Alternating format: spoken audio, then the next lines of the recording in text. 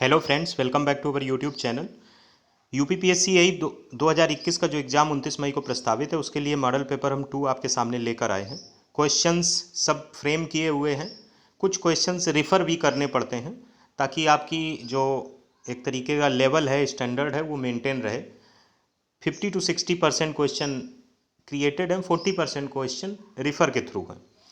बात यह है, कुछ इम्पॉर्टेंट चीज़ें हमें आपको बतानी ज़रूरी लगती हैं, फिर जैसा आपकी मर्ज़ी हो। एक बार जो लोग 2017 के बाद के पास आउट हैं, 18, 19, 17 या 17 को भी इंक्लूड कर लें, वो लोग इस चीज़ का बहुत अच्छे से ख्याल रखें कि आपकी प्रिपरेशन दूसरे के हिसाब से नहीं होनी चाहिए। आपकी प्रिपरेशन अपना इंटेलेक्ट भी लगाइए कुछ पर्सनल, क्योंकि सबसे ज़्यादा ये रहता है कि हमने दूसरे की बातों के हिसाब से किया। अगर मैंने खुद एनालिसिस किया होता तो मेरा नहीं गड़बड़ हुआ होता। कुछ गलतियां जो स्वाभाविक तौर पे हो जाती हैं। सिलेबस के बिल्कुल अकॉर्डिंग पढ़ना, ये भी आपको धोखा दे सकता है, क्योंकि सिलेबस में तो जीएस में कुछ दिया ही नहीं है। आपको साधारण तौर पे कक्षा 10 के लेवल का पूछा जाएगा। हिंदी और विश्व का इतिहास तो नहीं दिया है, भारत का इतिहास और भूगोल पूछा जाएगा। 3 लाइनों में उन्होंने सिलेबस डिफाइन कर दिया। पेपर जब देखो तब पता चलता है कि सिलेबस कहीं से कहीं भी चला जाता है। एग्रीकल्चर भी आ जाएगी, जनरल साइंस भी आ जाएगी, सब कुछ आ जाता है। तो एक चीज़ तो ये हो गई कि बिल्कुल अक्षरशा अगर आप पालन करेंगे तो हो सकता है कि आपके कुछ क्वेश्चंस ऐसे आपको लगें कि ये आउट ऑफ सिलेबस हैं। टेक्निकली वो सब इन सिलेबस होते हैं। वो इस तरीके से नहीं लिख के देंगे कि आप पूरा 100% पेपर वहाँ पर करके आएँ और जितने का पूर्णांक है उतने के आसपास नंबर आ जाए। तो ये तो खुद की चालाकी होती है।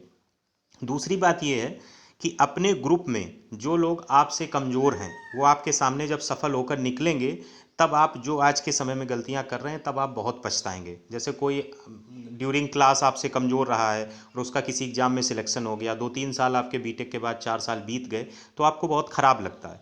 तो उसको फ्यूचर में वो फेस ना करना पड़े, उसके लिए बहुत ज़रूरी है कि संतुलन के साथ तैयारी करें। ज़रूरी नहीं कि जीएस ही जीएस पढ़ते रहें। यूपीपीएससी में मैकेनिकल की जिसकी फर्स्ट रैंक आई थी पिछली बार, उसके हिंदी में 14 में 7 गलत थे, 7 सही थे। जीएस में शायद उसके 9 नंबर थे, 9 या 10 नंबर थे। और उसके सेकेंड पेपर, फर्स्ट पेपर जो मैकेनिकल का हुआ था, टेक्निकल का, उसमें 92 क्वेश्चन सही थे और उसकी फर्स्ट रैंक आई थी। उसने वीडियो बनाकर भी डाला है। अब मुझे एग्जैक्टली याद नहीं है क्या चैनल का नाम है, मैंने खुद देखा था उस वीडियो को। तो मैं ये कह रहा हूँ कि ये कोई ड्राइंग लाइन नहीं है कि आपका ये सब्जेक्ट कमज़ोर है तो आप असफल हो गए। खैर, इसमें पर्टिकुलर कट ऑफ नहीं है इस एग्ज़ाम में। तो इस वजह से अगर आपकी सिविल अच्छी है तो पर्टिकुलर सेक्शन वाइज जम के क्वेश्चंस को ऐसे पढ़िए कि कहीं से भी क्वेश्चन आपसे गलती न करवाए। और आपकी ये जीएस और हिंदी जो भी हमारे वीडियो हैं, अगर आप चलते समय भी एग्ज़ाम देने के एक दिन पहले भी जल्दी जल्दी देख लेंगे तो आपको वहाँ पे बेहतर मार्किंग मिलेगी। खैर चलिए, अब जीएस मॉडल पेपर 2 की बात करते हैं। बाकी सब इंजीनियर्स हैं, इंडिविजुअली खुद में बहुत कुछ जानते हैं। मॉडल पेपर 2 का पहला क्वेश्चन है, which of the following languages has been identified as the language of Indus valley civilisation. Options हैं, कोशिश करिए पेन और कॉपी लेके बैठिए, अपने ऑप्शंस भरते जाइए और विजुलाइज करिए कि आपकी मार्किंग कितनी आ रही है। ऑप्शन से प्राकृत, पाली, द्रविड़ियन, संस्कृत। अगर इंडस वैली सिविलाइजेशन की बात करें तो जो लैंग्वेज आइडेंटिफाई की गई थी वो थी द्रविड़ियन। तो करेक्ट ऑप्शन सी पार्ट होगा। अगले क्वेश्चन की तरफ बढ़ते हैं। अगला क्वेश्चन है, in which district of Uttar Pradesh a parallel government was established during the quit India movement. Bharat छोड़ो आंदोलन अगस्त 1942 में हुआ था। उस समय ये चाल थी कि अंग्रेजों के मन में ये दहशत पैदा की जाए कि तुम्हें भारत छोड़ना पड़ेगा। तो कुछ जगह पर पैरेलल सरकार बना दी थी। कुछ नए युवा थे, उन्होंने कहा था हम सरकार चलाएंगे, और लोगों के बीच जाके कहते थे कि तुम ये वाला टैक्स दो, तुम ये वाली चीज़ें करो। और लोगों ने भी स्वीकार किया था कि ये अच्छा है। जब ब्रिटिश परेशान हो गए कि तो सरकार चल रही है, सरकार में 1-2 लोग नहीं होते थे, 250-250, 300 लोग होते थे, वो अपने पद भी बना लिए थे। तो ये काम उत्तर प्रदेश में बलिया ज़िले में हुआ था। तो आप समझ जाइए कि बलिया ज़िले वाले कितने कलाकार रहे होंगे। और इसके अलावा महाराष्ट्र में सतारा ज़िले में हुआ था। एक और राज्य है उड़ीसा, उसमें भी इस तरीके की सरकार बनी थी। उड़ीसा, महाराष्ट्र और उत्तर प्रदेश के बलिया जिले में, महाराष्ट्र के सतारा जिले में। यहाँ पे पूछे गए प्रश्न का करेक्ट ऑप्शन सी पार्ट होगा। Let's move further. अगला क्वेश्चन है, according to census 2011 the urban literacy rate in Uttar Pradesh. अब जैसे क्वेश्चन को डिकोड करना हो कि क्वेश्चन कहाँ से आते हैं, तो सेंसस 2011 के हिसाब से इंडिया के पॉइंट ऑफ व्यू में और उत्तर प्रदेश के पॉइंट ऑफ व्यू में लार्जेस्ट डेंस डिस्ट्रिक्ट कौन है, लोवेस्ट डेंस डिस्ट्रिक्ट कौन है, पॉपुलेशन पॉइंट ऑफ व्यू क्या है, सेक्स रेशियो क्या है, इस तरीके से स्टेट लेवल पे और कंट्री लेवल पे आप देखते हैं तो 70 to 80% पॉसिबिलिटी है कि क्वेश्चन उससे बनाया जाता है। सेंसस 2011 से, तो एक क्वेश्चन आपका क्लियर हो जाता है। उसको चाहें तो आप अपने A4 साइज पेपर में बढ़िया अच्छे तरीके से नोट डाउन कर सकते हैं और समय समय पर जब भी जीएस पढ़ें तो उस पर एक नज़र डालते रहें। खैर, यहाँ पे पूछे गए प्रश्न का उत्तर है, प्रश्न के ऑप्शन हैं 74.14, 75.14, 76.04, 75.04। करेक्ट ऑप्शन है 75.14% इज द लिटरेसी रेट। अलग अलग लिटरेसी रेट भी पूछा जाता है। ऐसे देखा जाए तो कम से कम 30-35 क्वेश्चन तो सेंसस 2011 के हो सकते हैं। फिर भी हमने जो कॉमन क्वेश्चन है, एक दो बार पूछा भी गया है स्टेट लेवल के एग्जाम्स में, उसको शामिल किया है। तो ये क्वेश्चन का करेक्ट ऑप्शन बी पार्ट हो जाएगा। Let's move further. अगला क्वेश्चन है, Solung festival is celebrated in which of the following state? Arunachal Pradesh, Manipur, Mizoram, Meghalaya. Arunachal Pradesh की आदि ट्राइब के द्वारा सोलंग फेस्टिवल मनाया जाता है। तो इसका करेक्ट ऑप्शन ए पार्ट हो जाएगा। अगला क्वेश्चन बहुत अच्छा है, इसको मैंने खुद क्रिएट किया है, इसको समझिएगा। Which of the following statement are true regarding the world happiness index? World happiness index के लिए कौन सी चीज़ें सही है? Helsinki is the happiest city in the world as per world happiness index 2021। Helsinki जो है ये एक सिटी है फिनलैंड की, जिसको world happiest city in the world घोषित किया गया। मोस्टली आपको ये पता रहता है कि फिनलैंड फर्स्ट रैंक पर है, लेकिन अगर उसने हेलसिंकी दे दिया तो कहीं ना कहीं एक कन्फ्यूजन 10 से 20% लोगों के लिए बन ही जाएगी। खैर, तो ये एक तरीके से करेक्ट स्टेटमेंट है। सेकेंड स्टेटमेंट है, इंडिया की रैंक 136 और 139 है 2021-2022 में। 2021 में इंडिया की रैंक 139 है और 2022 में इंडिया की रैंक 136 है। और दिए गए प्रश्न को ध्यान से देखें तो 136 बोल रहा है 2021 में, यानी कि उसने रिवर्स कर दिया। तो ये ऑप्शन इनकरेक्ट है। तो करेक्ट ऑप्शन सिर्फ ओनली वन होगा, तो इसका करेक्ट ऑप्शन ए हो जाएगा। अब देखिए, तीन बातें हमने यहाँ एक स्टेटमेंट में, तीन क्वेश्चन एक तरीके से वन लाइनर डाल दिए। तो ये चीज़ आपकी क्लियर हो गई कि 2021 में कितनी थी, 139, 2022 में कितनी हो गई, 136। खैर, इसका करेक्ट ऑप्शन ए पार्ट हो गया। Let's move further. अगला क्वेश्चन भी बहुत अच्छा है, इससे रिलेट करके शायद किसी एग्जाम में, किसी स्टेट के एग्जाम में, यूपी या एमपी किसी के स्टेट के एग्जाम में जो छोटे पेपर होते हैं, पटवारी हुआ, लेखपाल हुआ, ऐसा कोई पेपर हुआ था, उसमें 20 या 200 रुपए के नोट का साइज पूछा गया था। एक क्वेश्चन हमें मिला था, तो हमने क्या किया, ये भी क्रिएटेड क्वेश्चन है। 20, 200, 500 और 2000 सभी नोटों के साइजेज आपके सामने लिखे हैं। क्वेश्चन सही से प्रिंट नहीं हुआ है। 20 के सामने है 66 गुणा 166, ये आपको मैच द कॉलम टाइप का है। 200 के सामने है 66 इंटू 150, 500 के सामने है 66 इंटू 146 और 2000 के सामने है 63 इंटू 129। एक्चुअली में इन्होंने बी क्रॉस एल के फॉर्मेट में लिखा है, लेंथ तो लंबी होती ही है। तो आपको याद करने का तरीका बता दें, याद हो जाएगा। 20 रुपये का नोट नॉर्मली तो आप खुद ही देख लेंगे, बाकी सब में छोटा होता है। तो यहाँ से 20 रुपये का नोट 63 क्रॉस 129, अगर वन लाइनर में आएगा तो तुरंत आप कर लेंगे। अब इसके बाद आती है 200, 500 और 2000। तो जाहिर सी बात है कि 2000 का नोट बड़ा होता है। इन तीनों में 200, 500 और 2000 की विड्थ सेम होती है, वो है 66, जबकि 20 रुपीज़ में विड्थ 63 होती है। तो लगभग अब क्वेश्चन खत्म हो गया। चूंकि 2000 की लेंथ लंबी होती तो वहाँ 166 हो जाएगा, 500 की लेंथ उससे कम होती वो 150 हो जाएगी, लेकिन 200 वाले से ज़्यादा होती तो 200 वाला 146 हो जाएगा। तो करेक्ट वे में लिखें तो 200, 500 और 2000 इनकी विड्थ सबकी कॉमन रहेगी, दैट इज 66। लेंथ की बात करें तो दैट विल बी 146, 150 एंड 166। और 20 के रुपए के नोट की हमने बता ही दी है 63 क्रॉस 129। तो ये क्वेश्चन इस हिसाब से लग गया। Let's move further. ये क्वेश्चन भी अच्छा है। Who amongst the following received both Bharat Ratna and निशान ए पाकिस्तान? ऑप्शन से लाल बहादुर शास्त्री, मौलाना अबुल कलाम आज़ाद, सरदार वल्लभ भाई पटेल, अटल बिहारी वाजपेयी। अब देखिए, अटल बिहारी वाजपेयी और लाल बहादुर शास्त्री को तो भारत रत्न मिला था, अटल बिहारी वाजपेयी को निशान ए पाकिस्तान तो मिलना मुश्किल से रहा, कारगिल वगैरह युद्ध हुए थे। तो लाल बहादुर शास्त्री यहाँ पे करेक्ट ऑप्शन है, जिन्हें भारत रत्न और निशान ए पाकिस्तान मिला। हालांकि लाल बहादुर शास्त्री भी बड़े दमदार व्यक्तित्व के प्राणी थे, उन्होंने लाहौर में झंडा गड़वा दिया था। वो प्रधानमंत्री रहे हैं भारत के, जो बहुत ही सरल व्यक्तित्व के थे। उनकी माँ तक को उन्होंने बहुत लेट बताया था कि हम प्रधानमंत्री, एक बार प्लेन वगैरह में जा रहे थे तब की घटना है, कहते हैं हम ऑफिस में काम करते हैं। बहुत ही सरल हृदय के व्यक्तित्व वाले थे। खैर, ये सब दंत कथाएं हैं, कितना सत्य कितना असत्य। लाल बहादुर शास्त्री भारत रत्न और निशान पाकिस्तान प्राप्त करने वाले थे। तो करेक्ट ऑप्शन ए पार्ट होगा। Let's move further. अगला क्वेश्चन है, which of the following is the capital of Mahajanapada Chedi? Chedi, Vatsa, Malla, ये 2-3 ऐसे महाजनपद हैं जिनकी कहीं ना कहीं आपसे कैपिटल पूछी जाती है। छेदी की अगर बात करें, ऑप्शन है मथुरा, वैशाली, शुक्तिमती, कुशीनगर। छेदी की है शुक्तिमती। और वत्स की अगर पूछा जाए तो वत्स की है कौशाम्बी। आपको बताना है कमेंट बॉक्स में कि कुशीनगर और मथुरा ये किस महाजनपद की राजधानी है। कुशीनगर और मथुरा ये किस महाजनपद की राजधानी है। छेदी की राजधानी होगी Shuktimati, correct option C part होगा। वत्स ज़्यादा पूछा जाता है, उसकी कैपिटल होती है Kaushambi. Let's move further.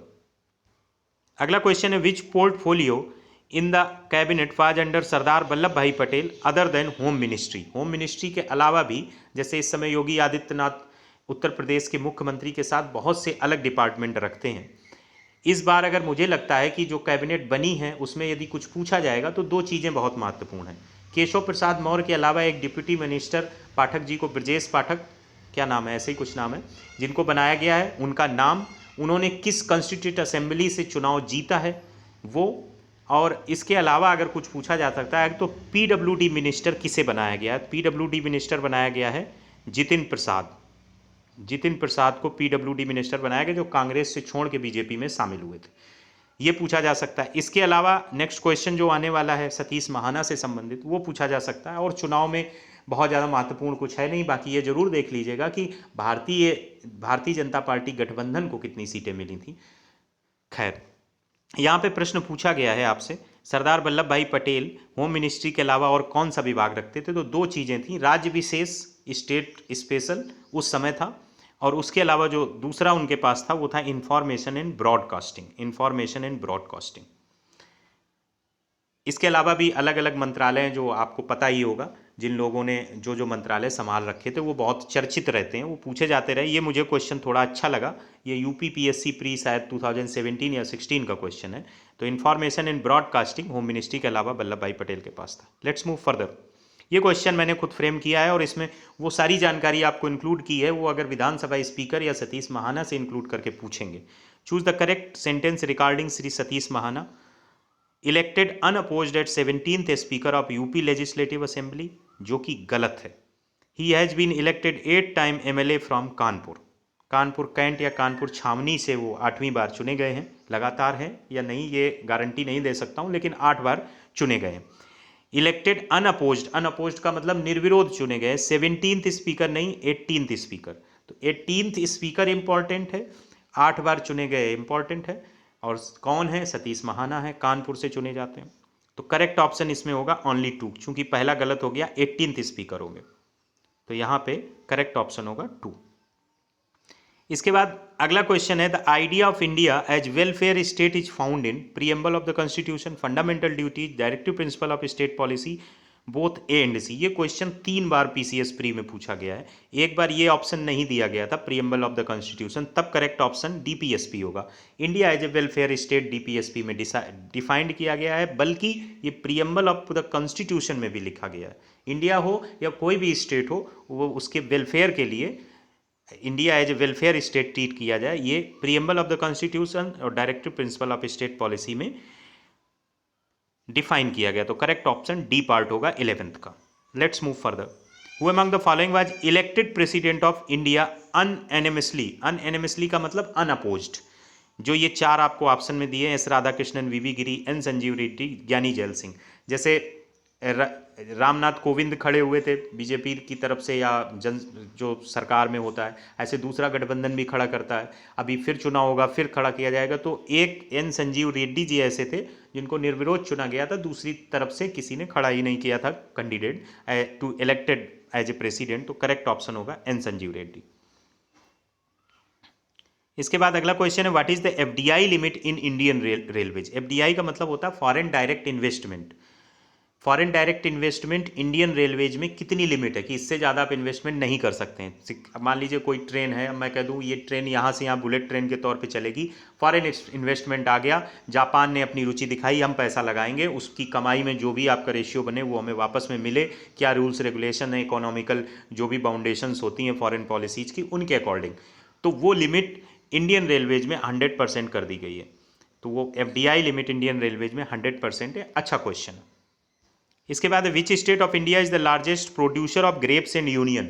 Largest producer India में स्टेट के तौर पे ज़्यादा पूछा जाता है, वर्ल्ड वाले क्वेश्चन कम आते हैं। अगर पूछा जाए कि largest producer of grapes and onion क्या है, ऑप्शन से आंध्र प्रदेश, महाराष्ट्र, वेस्ट बंगाल, मिजोरम। तो इसका करेक्ट ऑप्शन महाराष्ट्र है। अगर हम यहीं ग्रेप्स ओनियन को हटा के आपके सामने चिली कर दें, मिर्च का कौन है, मसाले का कौन है, तो कौन हो जाएगा, आंध्र प्रदेश। अगर यहीं पे हटा के हम गेहूं, गन्ना इसका कर दें तो वहां पे हो जाएगा उत्तर प्रदेश। तो ये इंपॉर्टेंट है। एक क्वेश्चन मुझे बहुत अच्छा भी मिला था, शायद ये स्टाफ नर्स यूपीपीएससी में पूछा गया है कि जो चिली है या स्पाइसेज है या टर्मरिक है, इनका सबसे बड़ा आयातक देश कौन सा है, सबसे ज़्यादा भारत से कौन मंगाता है, तो वो देश है मलेशिया, वो देश है मलेशिया। खैर, यहाँ पे पूछे गए प्रश्न का सही आंसर महाराष्ट्र था। Let's move further. Which crop is considered kharif crop in northern region and rabi crop in southern region of India. Kharif crop northern region में बोला जाता है, कंसीडर्ड का मतलब उसी दौरान बोई जाती है, और rabi crop southern region of India में होती है। तो वो है ऑप्शंस में सीशामम, ग्राउंडनट, लेंटल, लिनसीड। तो सीशामम, इसी को गांव में तिली बोलते हैं या तिल बोलते हैं। ये नॉर्दर्न इंडिया में खरीफ क्रॉप होती है और साउदर्न इंडिया में रबी क्रॉप के तरीके से ट्रीट की जाती है, बुआई वगैरह होती है, कटाई वगैरह होती है।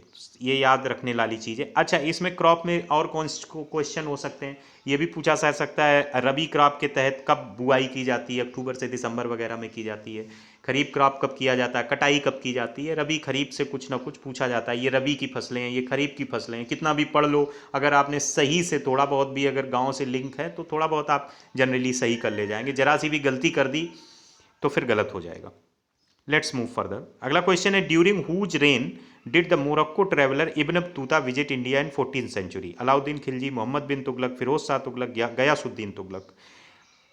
जो मोरक्को यात्री था इब्न बतूता, उसने 14वीं शताब्दी में भारत में किसके शासनकाल में यात्रा की थी, तो उसने मोहम्मद बिन तुगलक के शासनकाल में यात्रा की थी। एक क्वेश्चन हम आपसे कमेंट बॉक्स का पूछ चुके हैं, दूसरा क्वेश्चन हम आपसे कमेंट बॉक्स में पूछ रहे हैं, वेनसांग से संबंधित किसका शासनकाल था जब वेनसांग ने भारत में यात्रा की थी, तो उसका भी आप कमेंट में आंसर बताएंगे। 2 क्वेश्चन हो गए आपके कमेंट में बताने के लिए। Which of the following was were recognised as first Ramsar sites of India. First Ramsar sites of India में ऑप्शंस हैं चिल्का झील, Keoladeo national park, both A and B, Sultanpur national park. ये तो अभी हाल में जोड़ा गया, ये तो होगा नहीं। यही ऑप्शन बचा सी, बोथ एंड बी। चिल्का झील आपकी उड़ीसा में है, केवलादेव नेशनल पार्क आपका राजस्थान में है। इसके अलावा करंट में रामसर साइट्स 49 हैं। पूछा जाए अभी हाल में 2 रामसर साइट्स किस राज्य से जुड़ी हैं, गुजरात और उत्तर प्रदेश से।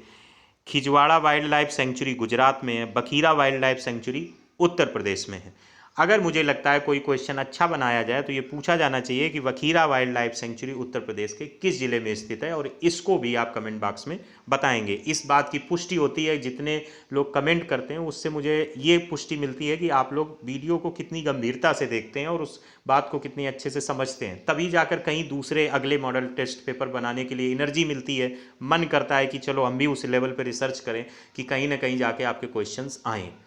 और इससे काबिलियत सिर्फ मेरी नहीं बढ़ती, इससे काबिलियत आपकी भी बढ़ती है। जब आप उस क्षेत्र में जाते हैं, उन क्वेश्चंस पे अपना मस्तिष्क लगाते हैं, तो आपको भी 2-4 नई चीज़ें आइडिया आती होगी कि हाँ ये बात सही है कि चलो ये क्षेत्र देख लेते हैं। क्योंकि क्वेश्चंस जो बनाए जाते हैं वो 2 ही फ्रेम से बनाए जाते हैं, या तो उसमें क्रिएटिविटी बहुत होगी या तो वो सिर्फ बुक से उठा लिए गए होंगे। खैर, अगला क्वेश्चन है, javelin thrower Neeraj Chopra gave his best throw of how much distance to bag gold medal in Tokyo Olympics 2021।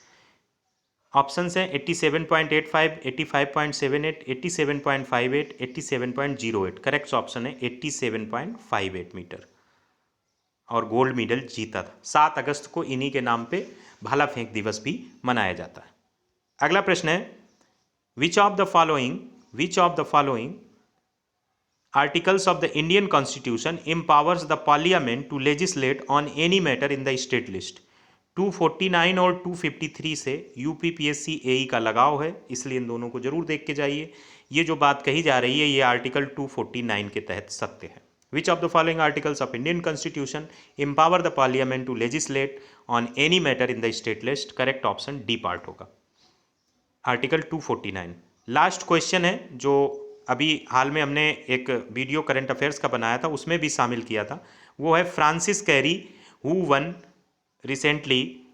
Pritzker prize recently belongs to? Poland, Mali, Burkina Faso, Sudan. तो बुर्किना फासो से बिलोंग करते हैं Francis Kere. Burkina Faso से belong करते हैं Francis Kere. जिसने भी अगर इन क्वेश्चंस को as a mock test treat करके सर पेन से अपने मार्क लगाए हों ABCD और मार्क काउंट करिए, गलत को गलत नंबर देकर घटाकर जो +3 -1 सीन रहता है UPPSC, और कमेंट बॉक्स में अपने मार्क्स जरूर लिखिए। वो कम हो ज़्यादा हो उससे कोई फ़र्क नहीं है, ये बताता है कि आपका पार्टिसिपेशन कैसा है। कोशिश करेंगे कि एग्ज़ाम से पहले एक मॉडल पेपर और हो जिसमें क्वेश्चंस की संख्या 25 हो। जैसा आप कहते हैं कि क्वेश्चंस और रखे जाएं, अगर मैं कहीं से भी बुक से उठा के कोई भी सीरीज आपके सामने 10 पॉलिटी से उठाए, 10 हिस्ट्री से उठाए, 10 जियोग्राफी से, तो संयोग होगा कि क्वेश्चन उसमें से आ जाए। लेकिन जब इस तरीके के क्वेश्चन बनते हैं तो इससे आपकी कैपेसिटी बढ़ती है, जिस पर हम भी आपको कुछ एडिशनल बता सके, हमें भी लगे इस क्वेश्चन के आने की प्रोबेबिलिटी है। जब तक जो बोलने वाला है उसका इन्वॉल्वमेंट हैप्पीली नहीं होगा तब तक उस सीरीज, उस टेस्ट का कोई मतलब नहीं होता। तो मुझे लगता है जो क्वेश्चंस आपके सामने, हर क्वेश्चन अपने आप में एक इंपॉर्टेंस रखता है और आपकी मेंटल कैपेसिटी बढ़ाता है किसी भी क्वेश्चंस को डील करने की। खैर, मिलते हैं नेक्स्ट वीडियो में, तब तक के लिए नमस्कार। Thanks for watching.